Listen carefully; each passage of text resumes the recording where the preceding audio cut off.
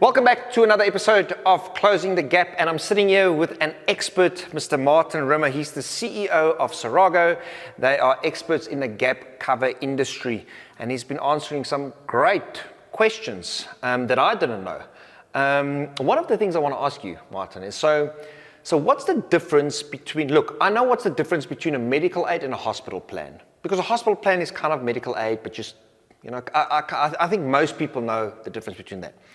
But what's the difference between medical aid, health insurance, and gap cover? Because gap cover is not medical aid. Correct.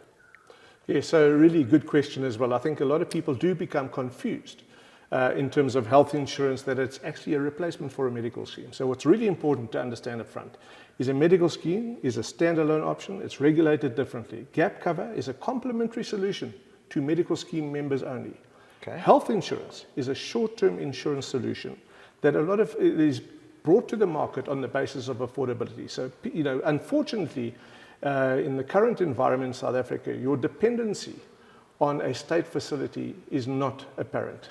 So people want to know that they are protected being able to go to private facilities. So health insurance are bringing out solutions at the moment, and those solutions are there to cater for these things. But what's really important again, and I want to come back to an earlier topic that we used in terms of consumer education.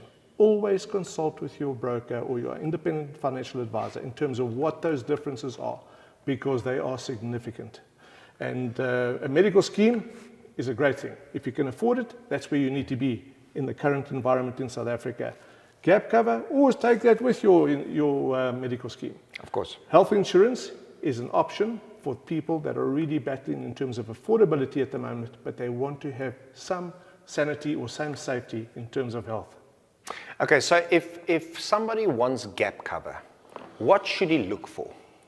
I'm sure there are a whole bunch of providers out there.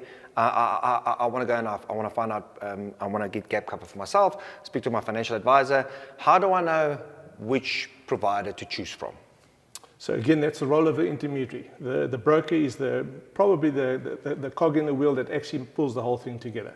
So you've got all these service providers out there, and insurance service providers out there. He understands the mechanics and mechanisms of all those people. He can provide a solution for you in that space.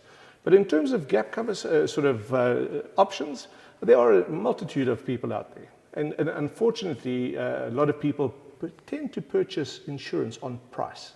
That's not always ideal. Yeah. You get what you pay for in every sphere of life.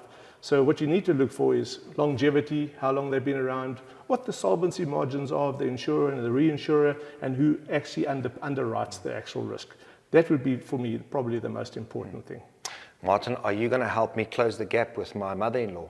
I will help you close. No, I'm just joking. I've got a great relationship with my mother-in-law. Thank you, everybody. We'll see you on the next episode of Closing the Gap. Martin, you are a superstar. Thank you very much, Aki.